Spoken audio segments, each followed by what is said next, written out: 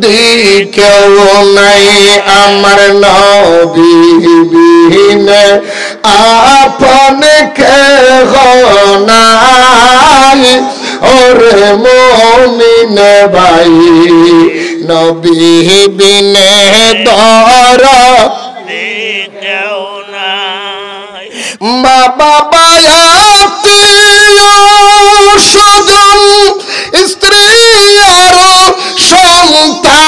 সন্তানগণ সবার সাইতে নবীজি আপন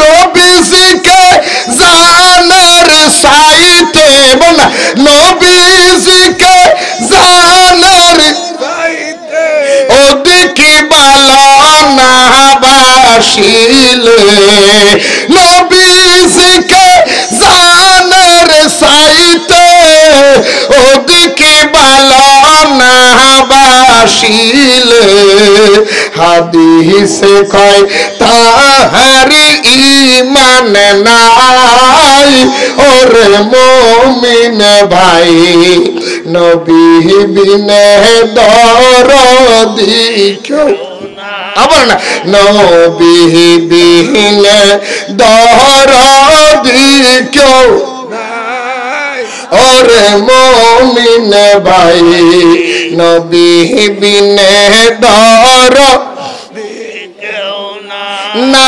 চিনিলে নবী ধন জিন্দেগি তোর অকারণ পরকালে কোনো গতি নাই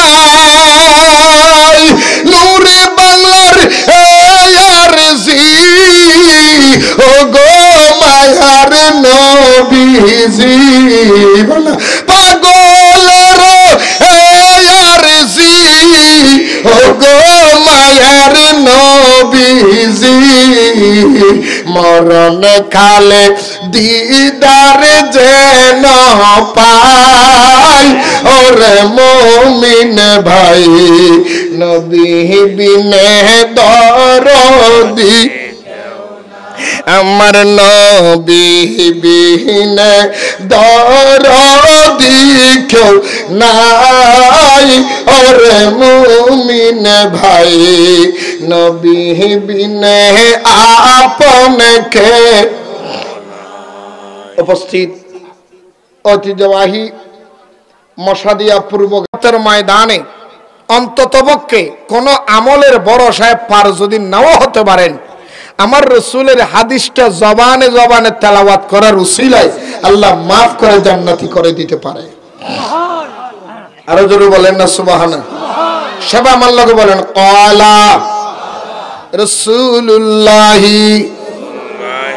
সাল্লাল্লাহু আলাইহি ওয়াসাল্লাম মান লাম ইয়ারহাম সগীরানা ওয়ালাম ইউআক্কির কবীরানা ফালাইসা মিন্না জোরে বলেন না সুবহানাল্লাহ আমার দয়াল নবী ১৫০০ বছর আগে নবুয়তের জবানে উম্মতদেরকে ডাক দিয়ে বলেন বন্ধুরে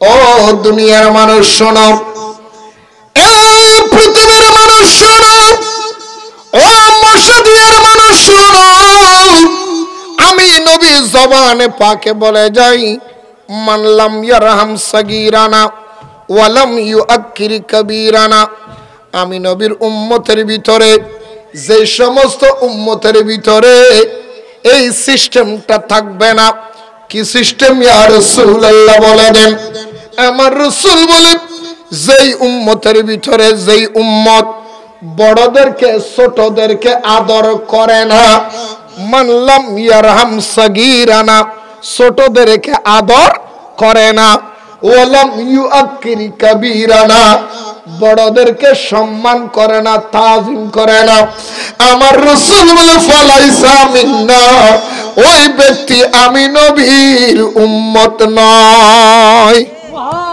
নাউজুবিল্লাহ বলেন দেখেন হাদিসটা কত বড় মারাত্মক একটা হাদিস। আলহামদুলিল্লাহ বলবেন না?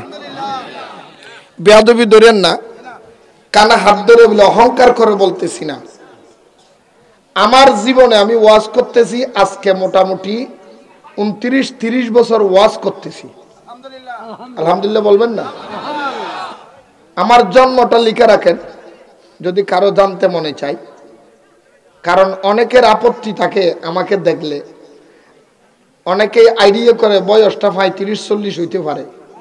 আমার জন্মটা 15 তারিখ 1 মাস 1970।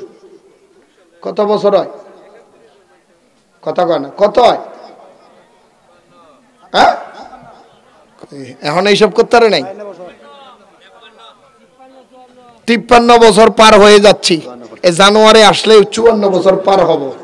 বুকে হাত দিয়ে বলতে পারি 54 বছর বয়সে, ছোটবেলার কথা বলবো না, যেই তারিখ থেকে বালেক হয়েছি ওই তারিখ থেকে খোদার কসম করে বলতে পারি কোনোদিন কারোর সাথে বেয়াদবি করি নাই।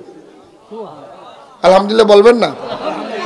অন্য আমল না থাকলে এই আমলটা আমার কাছে আছে। আলহামদুলিল্লাহ বলেন। কারণ এখন আমাদের সমাজের মধ্যে এই জিনিসটা বড় অভাব। একটা হলো বড়দেরকে সম্মান করা, আর একটা হলো ছোটদেরকে আদর করা, স্নেহ করা, মায়া করা। কথা বলেন ঠিক নেই? এখন তো সমাজ থেকে এগুলো উঠে যাচ্ছে। এটা কিয়ামতের বড় আলামত। আমার রাসূল 10,000 বছর আগে বলেন, এই দুনিয়ার মানুষরা আদব এবং মুহাব্বতের ভিতরে কত বড় ইবাদত লুকায়িত। দেখেন কোন উম্মত যদি মায়ের পেট থেকে পড়ার পরে যেই তারিখ বালেক হয়, সারা জীবন যদি এক ওয়াক্ত নামাজ নাও পড়ে, রাসূল তাকে বলেন সে আমার উম্মত নয়। কোন মানুষ যদি সারা জীবন সুদ খায়, রাসূল তাকে উম্মত নয়, এই কথা বলে নাই। কোন মানুষ যদি সারা জীবন ঘুষ খায়, রাসূল উম্মত নয়, এই কথা বলে নাই। মানুষ যত বড় অপরাধ করবে করুক, উম্মত নয়, এই কথা বলে নাই। এক কথাই বলে দিলেন, যার ভিতরে আদব নাই, যিনি বড়দেরকে সম্মান করে না, ও আর যার ভিতরে মুহাব্বত নাই, স্নেহ নাই, ছোটদেরকে আদর করে না, রাসূল বলে সে আমার উম্মত নয়।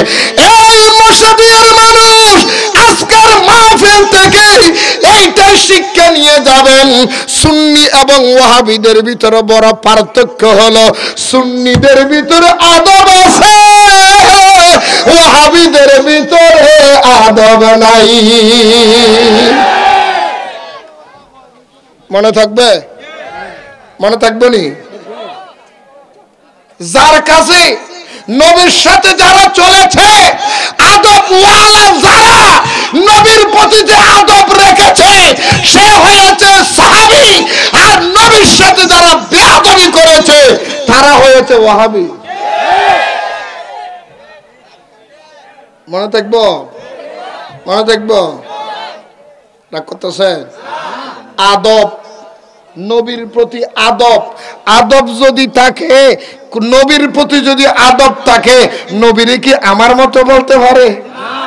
নবীর প্রতি যদি আদব থাকে, নবীরে কি সাধারণ মানুষ বলতে পারে?